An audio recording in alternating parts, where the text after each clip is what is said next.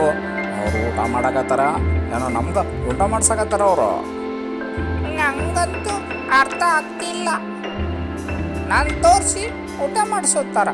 ಅಯ್ಯ, ನಾನೀಗ ಟೀಚರ್ ಆಗ್ಬಿಟ್ಟಿದ್ದೀನಿ ಗೊತ್ತೇನಾ?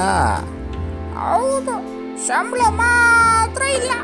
ನೋಡು ಆ ಮಗು ನನ್ನ ನೋಡಿ ಊಟ ಮಾಡಕತ್ತದು. ಅಯ್ಯೋ ಪಾಪ, ನಾವು ಕೋತಿಗಳಲ್ಲ, ಮಕ್ಕಳದ ಊಟದ ಮೋಟಿವೇಶ್ನಲ್.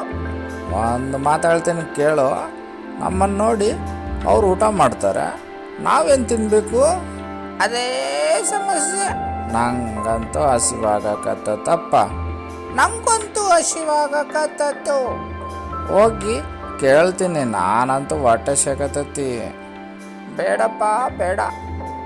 ಒಂದ್ಸಲ ನಾನು ಕೋತಿ ತಿಂದಿದ್ದೆ, ಆಗ ಕೋತಿ ಕದ್ದು ತಿಂದಿತ್ತು ಅಂತ ನಮ್ಮ ಮೇಲೆ ಆರೋಪ ಮಾಡ್ತಾರವರು. ಹಂಗಂದ್ರೆ ಕಾಡಿನಾಗ ಹೋಗಿ ಹಣ್ಣು ಹೂವು ಎಲೆ ತರಕಾರಿ ಅದು ಇದು ಅಂತ ತಿಂತೀನಪ್ಪ. ನಾ ಇವೆಲ್ಲ ಜಂಕ್ ಫುಡ್ ನಾನು ತಿನ್ನಲ್ಲಪ್ಪ, ಅವಲ್ಲಪ್ಪ. ನಾನಂತೂ ಕಾಡಿಗೆ ಹೋಗ್ತೀನೋ.